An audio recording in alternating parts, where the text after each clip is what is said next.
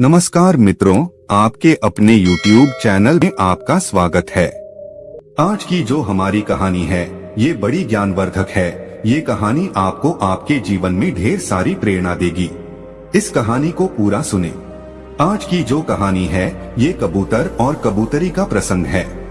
इस कहानी में आप जानेंगे कि जिस घर में बेटियां होती हैं, जिन पिता के यहाँ बेटियां होती है, वो उनकी परवरिश कैसे करती है और उनका अंत क्या होता है। किसी भी घर में पुत्री का जन्म लेना कितना शुभ होता है, कितना खास दिन होता है। जिस घर में जिस दिन पुत्री जन्म लेती है, शास्त्रों में ऐसा बताया गया है, जिस घर में पुत्री जन्म लेती है वो बड़ा भाग्यशाली होता है। और गरुड़ पुराण में तो यहाँ तक लिखा है, जिस घर में पुत्री जन्म नहीं लेती उस व्यक्ति का मुख देखने का भी कोई धर्म नहीं होता है। ऐसा गरुड़ पुराण में स्पष्ट लिखा हुआ है। लेकिन जो लोग अपनी पुत्री को भारी छूट देते हैं, भारी लाड़ करते हैं, उनकी पुत्रियां बिगड़ जाती हैं। आज की ये कहानी आपको यही दर्शाएगी। कहानी शुरू करने से पहले जो लोग हमसे नए जुड़े हैं वो हमारे चैनल को सब्सक्राइब करें। शुरू करते हैं आज की कहानी। प्राचीन काल समय में एक जंगल में एक कबूतर और एक कबूतरी बैठे हुए थे।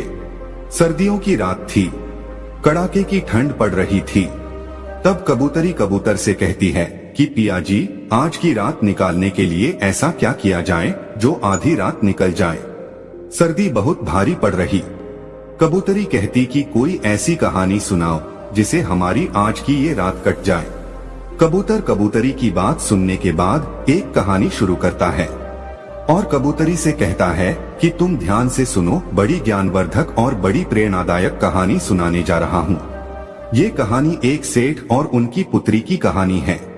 अब कबूतरी बड़े ध्यान से सुनती है और कबूतर कहानी शुरू करता है। जो लोग इस कहानी को सुन रहे हैं वो इस कहानी को पूरा सुने। कबूतर कहानी शुरू करता है कि एक नगर में एक सेठ रहता था। उस सेठ के वहाँ पे एक पुत्री ने जन्म लिया। जब पुत्री ने जन्म लिया तो सेठ के घर में बड़ा अजीब खुशी का माहौल रहा। वो अपनी पुत्री से इतनी मोहब्बत करता था, इतना लाड़ करता था, इतना प्यार करता था कि इसकी कोई सीमा नहीं थी। पुत्री को कुछ कहने की जरूरत नहीं पड़ती थी। वो पहले से पुत्री की हर इच्छाओं को पूरी करता था। सेठ की लाड़ प्यार ने अपनी पुत्री को इतना बिगाड़ दिया था कि वह किसी की नहीं सुनती थी। इतनी नकारा हो चुकी थी, किसी काम में उसका मन नहीं लगता था। सुबह 10-11 बजे से पहले बिस्तर से नहीं उठा करती थी। घर वाले यदि कुछ कहते तो उनको 10 बातें सुनाती थी। दिन भर जवान लड़कों के साथ इधर उधर घूमा करती थी। रात को 12 बजे घर पे आया करती थी। सेठ की लड़की इतनी नकारा हो चुकी थी कि बयान करना भी बड़ा मुश्किल होता है। सेठ की घरवाली सेठ से कहती कि तुमने इस लड़की को बिगाड़ दिया है, लेकिन सेठ अपनी पत्नी को ये कहकर के चुप करवा देता कि बच्ची है, सुधर जाएगी। अपनी बच्चियों से मोहब्बत करनी चाहिए, प्यार करना चाहिए, लाड़ करना चाहिए, उनकी हर जरूरत का ख्याल भी रखना चाहिए। लेकिन इतना भी लाड़ प्यार ना करो कि उसका जीवन ही बर्बाद हो जाए। वो सेठ बिल्कुल ऐसा अंधा हो गया था अपनी पुत्री के प्यार में कि उसको कुछ दिखाई नहीं देता, सिर्फ अपनी पुत्री ही दिखाई देती थी। वह भूल गया था कि मेरी पुत्री को एक दिन दूसरे घर भी जाना है। बहन बेटी जो होती है वह किसी घर में नहीं समाती, उसको दूसरे घर जाना ही पड़ता है। सेठ इस बात को भूल गया। सेठ अपनी पुत्री से इतनी मोहब्बत करता था कि उसको कभी डांटता भी नहीं था। यदि कोई दूसरा भी, यदि उसकी माँ, उसके भाई वगैरह भी डांट दे तो उनसे भी सेठ लड़ता था, मना करता था। वो यही कहता कि अभी बच्ची है, सुधर जाएगी। अपनी पुत्री को हमेशा अच्छे संस्कार देना चाहिए। हर माता पिता को अच्छी तरह से मालूम होता है कि उनकी पुत्री को एक दिन जवान होने के बाद दूसरे घर में जाना पड़ता है। पुत्री की हर गलती को माता पिता सहन कर सकते हैं, लेकिन ससुराल वाले कभी भी बर्दाश्त नहीं करते हैं। इसलिए पुत्री को अच्छे संस्कार दो। कबूतर कबूतरी से इस बात को कह रहा है और कबूतरी ध्यान से सुन रही है। कबूतर आगे कहता है कि अब सेठ की बच्ची जवान हो चुकी थी।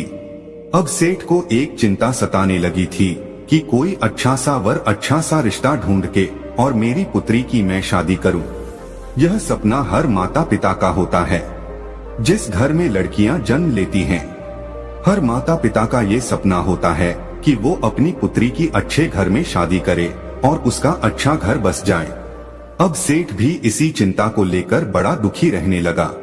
सेठ अपनी पुत्री के लिए अच्छे अच्छे रिश्ते ढूंढता, अच्छे रिश्तों की तलाश करता। अंततः उसको एक अच्छा रिश्ता मिल जाता है और सेठ अपनी पुत्री की शादी बड़ी धूमधाम से कर देता है। अच्छा सारा धन दे करके अपनी पुत्री को विदा करता है। जब उसकी पुत्री ससुराल में जाती है तो 10 दिन बाद ही अपने पिता को फोन कर देती है और पिता से कहती है कि पिताजी इसी वक्त आप मुझे लेने के लिए आ जाइए। आपने मुझे कैसे नरक में डाल दिया है, मैं इस नरक में 1 मिनट भी नहीं रहना चाहती हूँ। सेठ अपनी पुत्री की बात सुनने के बाद बड़ा चिंतित होता है, बड़ा दुखी होता। सेठ सोचने लगता है कि रिश्ता तो मैंने बिल्कुल सही ढूंढा था, बिल्कुल काबिल लोग थे, लेकिन पुत्री कह रही है कि बिल्कुल नरक में डाल दिया है। ऐसा 10 दिन में ऐसी कौन सी आफत आ गई है जिसके कारण मेरी पुत्री ऐसा कह रही है। सेठ थोड़ा चिंतित होता है और अपनी पुत्री के ससुराल में पहुंच जाता है। यदि हमारी पुत्री के लक्षण ठीक होते हैं, हमारी पुत्री सही होती है और उसके संस्कार बिल्कुल सही होते हैं, तो पुत्री के ससुराल में पुत्री के पिता को बड़ा मान सम्मान दिया जाता है, उसको आदर दिया जाता है, उसका सम्मान किया जाता है। लेकिन जब वो सेठ अपनी पुत्री के ससुराल में पहुंचा तो उसको कोई मान सम्मान नहीं मिला। कोई उसे राम राम करने के लिए तैयार नहीं था, कोई उसको आदर देने के लिए तैयार नहीं था। फिर जब अपनी पुत्री के ससुराल में पहुंचता है तो सबसे पहले उसकी समधन मिलती है, यानी उसकी पुत्री की सास मिलती है। अपनी समधन से जाकर कि वह राम राम करता है, जय श्री राम करता है, लेकिन वो भी मुंह फुला लेती है और कुछ जवाब नहीं देती है।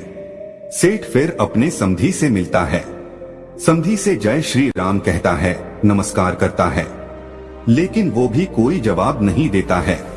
उसके बाद सेठ अपनी पुत्री के जेठ से मिलता है, वो भी कोई जवाब नहीं देता है, यानी कोई भी उसको कोई मान सम्मान नहीं दे रहा था। अंत में सेठ अपने दामाद से मिलता है। सेठ का दामाद कहता कि अपनी पुत्री को ले जाओ, हमें इसकी जरूरत नहीं है। ऐसी बिगड़ी औलाद आपने पैदा की है, हमारे घर को नरक बना दिया है। इसको तुरंत इसी वक्त यहाँ से ले जाओ, जो तुमने दहेज वगैरह दिया है उसका बैठ के हिसाब कर लो, हमें इसकी जरूरत नहीं है। सेठ बड़ा दुखी होता है। उसके बाद सेठ अपने पुत्री के कमरे में जाता है और अपनी पुत्री से कहता है कि पुत्री क्या बात हो गई। सेठ की पुत्री अपने पिता से कहती है कि पिताजी मुझे इस नर्क में नहीं रहना है, यदि आप मुझे जीवित देखना चाहते हैं तो इस नर्क से मुझे इसी वक्त यहाँ से ले चलो। पुत्री की इतनी बात सुनने के बाद सेठ अपनी पुत्री को साथ लेकर के और पुत्री के ससुराल के घर से बाहर निकल जाता है। लेकिन फिर भी सेठ की पुत्री के ससुराल वाले कोई भी जयराम जी की नहीं करता है। सेठ अपनी पुत्री को लेके और रस्ते रस्ते रवाना हो जाता है। रास्ते में सेठ अपनी पुत्री से पूछता है कि पुत्री आप मुझे एक बात बताइए कि तुम्हारी सास कैसी है। सेठ की पुत्री कहती है कि पिताजी उसकी बारे में तो पूछो ही मत, वो तो एकदम डायन है, उसने मेरा जीना हराम कर दिया है। ऐसी डायन के घर में आपने मेरी शादी की है, हर वक्त मुझे तंग करती रहती है, ऐसी डायन का नाम भी मत लो। सेठ कहता है ठीक है पुत्री, अब आप मुझे ये बताइए कि तुम्हारे ससुर कैसे हैं। सेठ की पुत्री कहती है कि उस दुष्ट का नाम भी मत लो, वह तो एकदम दुष्ट है, राक्षस है। उसके बाद सेठ कहता है कि ठीक है उसे छोड़ो, अभी बताओ तुम्हारे जो जेठ है वो कैसे हैं। तो जेठ के बारे में भी सेठ की पुत्री कहती है कि जेठ तो बड़े जल्लाद है, उनकी तो बात ही मत करो, हर दिन मुझे परेशान करते रहते थे। उसके बाद पुत्री की बात सुनने के बाद सेठ फिर पूछते हैं कि तुम्हारी ननद कैसी है। वो तो ठीक होगी, वो तो तुमसे प्रेम करती होगी। सेठ की पुत्री जवाब देती है कि उन चुड़ैलों का नाम भी मत लो पिताश्री, वो तो बहुत ही बेकार है, उठ करके खाने वाली है। सेठ अपनी पुत्री की बात सुनने के बाद फिर पूछता कि ये बताइए कि तुम्हारे पति कैसे हैं, हमारे जमाई साहब कैसे हैं, वो तो तुमसे बेहद प्रेम करते होंगे। सेठ की पुत्री कहती है कि वो तो यमदूत है, पूरा यमराज है, उसका तुम नाम मत लो, बड़ा दुष्ट इंसान है, उसने तो मेरा जीना हराम कर दिया है, रात दिन मुझे मारता पीटता था, एक बात मेरी नहीं सुनता था। सेठ अपनी पुत्री की बात को सुनने के बाद अंत में सेठ पूछता है कि अभी ये बताइए कि तुम्हारे मोहल्ले वाले कैसे हैं। सेठ की पुत्री जवाब देती है कि पिताश्री, मोहल्ले वालों के बारे में भी कुछ ना पूछो, वो लुच्चे लफंगे बदमाश है, पूरा मोहल्ला खराब है। अब सेठ बड़ा दिमागधारी था, सेठ भी समझ गया था कि एक इंसान खराब हो सकता है, दो इंसान खराब हो सकते हैं, अरे हो सकता है मेरी पुत्री के ससुराल वाले खराब हो, लेकिन मोहल्ले वाले तो खराब नहीं हो सकते, इसलिए दोष मेरी पुत्री में है, मेरी पुत्री के ससुराल वालों में नहीं। सेठ इस बात को समझ जाता है कि सारा नतीजा मेरी लाड़ प्यार का है। यदि मैं अपनी पुत्री को इतना लाड़ प्यार नहीं करता, उसको अच्छे संस्कार देता, तो ये नौबत खड़ी नहीं होती। सेठ चुपचाप अपनी पुत्री को लेकर के अपने घर आ जाता है। जैसे ही सेठ की पुत्री अपने घर में कदम रखती है तो उसकी जो भाभियां थी वो भी मुंह फुला लेती है। सेठ की पुत्री सोचने लगती है कि मेरी भाभी आज मुंह क्यों फुला रही है, हर रोज मेरे से बड़ा प्रेम किया करती थी, मीठी मीठी बातें करती थी, मगर आज मुझे देखकर मुंह फुला रही है। वो अपनी भाभी से जाके पूछती है कि ऐसी क्या बात है, तुमने मुझे देखकर मुंह क्यों फुला लिया? तो वह कहती है कि मुंह नहीं फुलाओ तो क्या करूं, तुम्हारी शादी कर दी, तुम्हें ससुराल भेजा था, लेकिन तू फिर से मेरी छाती पर मूंग दलने के लिए आ गई हो, इसलिए आज के बाद तुम मेरे से बात मत करना। उसकी भाभी उसको फटकार देती है। अब इतनी बात सुनने के बाद उससे उस घर में कोई बात नहीं करता, सिर्फ उसके पिता के सिवा सिर्फ उसका पिता ही उससे बात करता। अब वो धीरे धीरे बड़ी दुखी हो जाती है, धीरे धीरे उसकी आंखें खुलने लगती है। काफी समय निकलने के बाद कोई उससे बात नहीं करता, बड़ी दुखी रहती। वो जब भी घर से बाहर निकलती तो उसकी सहेलियां उससे हर बार यही पूछती कि तुम अकेली कैसे आ गई हो, जीजा जी कहाँ हैं? कोई पड़ोसी मिलता तो वह भी इसी बात को पूछता कि तुम अकेली कैसे आ गई हो, तुम्हारे जमाई कहाँ हैं? ऐसे ताने सुन सुनकर वो बड़ी दुखी रहने लगी। मंदिर में जाती तो मंदिर में भी लोग इसी बात को पूछते। सभी मोहल्ले वालों की जबान पे यही बात रहती कि भला सेठ की पुत्री अकेली आ गई है, नई नई शादी की थी, हो सकता है इनका तलाक होने वाला है। सेठ को भी हर बार यही ताने सुनने पड़ते और सेठ की पुत्री को भी हर बार यही ताने सुनने पड़ते। इन्हीं तानों से सेठ की पुत्री बड़ी दुखी रहने लगी। अब उसको धीरे धीरे ये ज्ञान हो गया था कि सारी गलती की जड़ मैं हूँ और मेरी गलती की वजह से आज मेरे पिता का सर भी नीचे झुक गया है। लेकिन अपने ससुराल में वो जाने के लिए तैयार नहीं थी। वो यही कहती थी कि पिताजी, इससे अच्छा तो ये होता कि मैं कुंवारी रह जाती, यदि आप मेरी शादी नहीं करते तो बहुत ही अच्छा होता।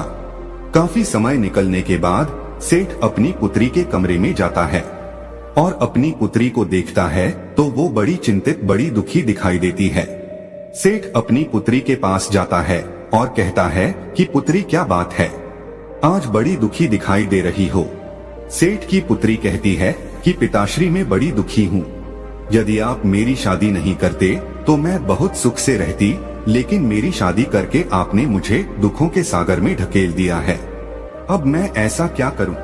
ससुराल वाले सभी नरक के समान हैं। ससुराल में जाऊंगी तो कैसे जाऊं? और जो मेरे परिवार वाले हैं, मेरे पीहर वाले हैं, कोई मुझसे बात नहीं करता, सिर्फ आपके माँ भी बात नहीं करती, भौजाई भी बात नहीं करती, भाई बात नहीं करते, सभी मेरे से नफरत करने लगे हैं। मैं ऐसा क्या करूं? मैं करूं तो क्या करूं? उसका पिता अपनी पुत्री से कहता कि पुत्री, हमारे नगर में एक बहुत बड़े विद्वान पहुँचे हुए साधु आए हैं, एक संत आए हैं, तुम्हारी समस्या को लेकर मैं उनके पास गया था तो उन्होंने मुझे एक उपाय बताया है। यदि तुम इस उपाय को करती हो तो 6 महीने के अंदर तुम्हारे सभी ससुराल वाले तुम्हारी मुट्ठी में होंगे और तुम्हारे इशारे पर नाचेंगे। इतनी बात पिता की सुनकर वो लड़की बड़ी खुश होती है। कहती है पिताश्री 6 महीने में मेरी मुट्ठी में आ जाएंगे। बोले हाँ 6 महीने में तुम्हारी मुट्ठी में आ जाएंगे।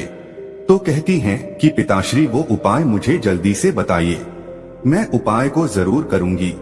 उस लड़की का पिता अपनी पुत्री को उपाय बताता है और कहता है कि 6 महीने तक एक मंत्र का जाप करना है और साधना करनी है।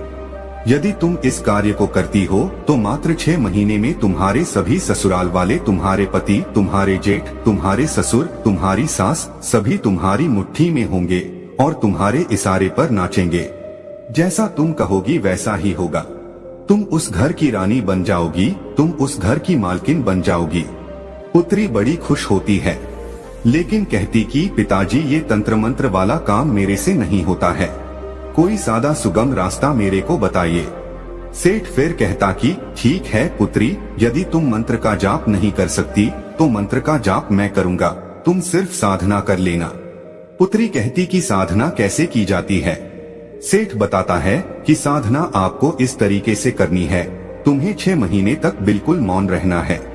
तुमसे कोई भी कुछ कहे बिल्कुल जवाब नहीं देना है। हर इंसान की बात को सुननी है, हर इंसान के पैर को छूना है, यही साधना होती है। सेठ की पुत्री कहती कि पिताश्री मात्र 6 महीने में हो जाएगा ना, इससे ज्यादा मेरे से नहीं हो पाएगा। लेकिन सेठ कहता है कि हाँ बिल्कुल 6 महीने में हो जाएगा। सेठ की पुत्री तैयार हो जाती है। सेठ अपनी पुत्री को लेके फिर से पुत्री के ससुराल में जाता है। जैसे सेठ पुत्री के ससुराल में जाता है तो सामने उसे अपनी पुत्री की सास नजर आती है। वो उसे बुरी तरह फटकारती है, कहती है कि तुम पहले आए थे तभी मना कर दिया था कि तुम्हारी पुत्री की हमें जरूरत नहीं है, इसे वापस ले जाओ। ऐसी बिगड़ी हुई औलाद आपने पैदा की है, इसकी हमें जरूरत नहीं है। उसको बुरी तरह फटकारती है। कोई रामा श्यामा नहीं, कोई आदर भाव नहीं, कोई मान सम्मान नहीं। अपनी सास की ऐसी हरकतों को देखकर उस सेठ की लड़की भारी गुस्सा करती है। लेकिन सेठ अपनी पुत्री से इशारों में कहता है कि पुत्री तुम्हें साधना करनी है, साधना का ध्यान रखो, 6 महीने तुम्हें मौन रहना है, जो भी कुछ कहे सबकी आज्ञा का पालन करना है। लेकिन फिर भी कहते हैं ना कि पुत्री का पिता हमेशा सिर झुका के रहना पड़ता है, इसलिए वह सर झुका के सारी बात को सुनता है और अपनी समधिन से कहता कि बहन जी गलती हर इंसान से होती है, इससे भी गलती हुई, इसको एक मौका जरूर दिया जाए। अब ये सुधर गई है, अब ये ऐसा कुछ नहीं करेगी। काफी विनती करने के बाद उस लड़की की सास मानती है और राजी होती है कि ठीक है, यदि सुधर गई है तो मात्र 6 महीने तक इसके आदर भाव देखूंगी, उसके बाद इसको वापस भेज दूंगी और जिंदगी में दोबारा कभी नहीं अपनाऊंगी। लेकिन सेठ सह स्वीकार करता कि ठीक है, आप 6 महीने तक इसको अपने घर में रखिए, ये बिल्कुल शांत स्वभाव की हो गई है, बिल्कुल सुधर गई है। सेठ अपनी पुत्री को उसके ससुराल में छोड़ करके आ जाता है। सेठ की पुत्री अपने ससुराल में रहने लग जाती है। जा करके अपनी सास के पांव छूती है। सास बड़ी आश्चर्यचकित होती है कि कुछ दिनों पहले तो ये बहुत भड़क रही थी, किसी की एक नहीं सुनती थी, हम पे हुकुम चलाती थी, बैठे बैठे खाती थी, लेकिन आज ये मेरे पांव कैसे पड़ रही है। वो बड़ी आश्चर्यचकित होती है। सेठ की पुत्री कहती है कि मां जी मुझे आशीर्वाद दीजिए, आपका आशीर्वाद मेरे लिए बहुत महत्वपूर्ण है, यदि आप मुझे आशीर्वाद देंगी तो मेरी साधना सफल हो जाएगी। उसकी सास उसको आशीर्वाद देती है कि ठीक है तुम खुश रहो। अब वो अपने घर में रहने लगती है। एक दिन की बात है, अपने ससुर के लिए वो चाय बना के ले जा रही थी। जब ससुर को जैसे ही चाय पकड़ाने लगी तो कप हाथ में से छूट जाता और नीचे गिर के फूट जाता है। तभी उसका ससुर उस पे भड़क जाता है, उसको गाली गलौज निकालने लगता, कहता है कि मेरे घर से निकल जा, तुम्हारी जरूरत नहीं है, तुम बिगड़ी औलाद हो, तुम कुलक्षणी हो, इस तरह की उससे बात कहता है। अब सेठ की पुत्री मन ही मन इस बात को सोचती है कि यदि मेरे पिता मंत्र का जाप नहीं कर रहे होते तो इसी कप से मैं तेरा सर फोड़ देती, लेकिन क्या करूं, मैं साधना कर रही हूं, चुप रहने की, मेरे पिता मंत्र का जाप कर रहे हैं, इसलिए तुम्हारी इतनी बात सुननी पड़ रही है। उस सेठ की पुत्री से जब भी कोई कुछ कहता उसको गुस्सा तो बहुत आता, बहुत चिड़चिड़ापन होता, लेकिन क्या करे, उनके पिता की बातें याद आ जाती कि तुम्हें 6 महीने तक साधना करनी है, चुप रहना है और मैं मंत्र जाप करूंगा। तो इसी बात को सोचकर वह चुप रह जाती, अपने गुस्से पर काबू करती। इसी तरीके से वे बड़ी मुश्किल से अपने गुस्से पर काबू पाया और धीरे धीरे उसका घर बार बसने लगा। उनको यकीन होने लगा कि अब ये सुधर गई है, बड़ी मुश्किल से उसका घर बार बसा है। 6 महीने बाद वो गर्भवती हो जाती है, 9 महीने बाद वो माँ बन जाती है। अब उसकी गृहस्थी बड़े आराम से चल रही थी। इसीलिए कहते हैं कि अपनी पुत्री को बेइंतहा लाड करना, उसको सर पे चढ़ाना बड़ा खतरनाक साबित होता है। हाँ, अपनी पुत्री को प्रेम करो, मोहब्बत करो, हर चीज का ख्याल रखो, लेकिन इतना भी सर पे ना चढ़ावो कि एक दिन तुम्हें भारी पड़ जाए और उसका भी जीवन बर्बाद हो जाए। कबूतर अपनी कहानी अब समाप्त करता है। प्रिय दर्शकों, अपनी पुत्री को हमेशा अच्छे संस्कार देना चाहिए। हर माता पिता को ये अच्छी तरह मालूम होता है कि उनकी पुत्री को एक दिन जवान होने के बाद दूसरे घर में जाना पड़ता है। पुत्री की हर गलती को माता पिता सहन कर सकते हैं, लेकिन ससुराल वाले कभी भी बर्दाश्त नहीं करते हैं। इसलिए पुत्री को अच्छे संस्कार दो। हम उम्मीद करते हैं कि इस कहानी से आप ढेर सारी प्रेरणा लेंगे। तो दोस्तों, यह कहानी आपको कैसी लगी हमें कमेंट सेक्शन में जरूर बताना, और अच्छी लगी हो तो इस चैनल को सब्सक्राइब जरूर कर लेना।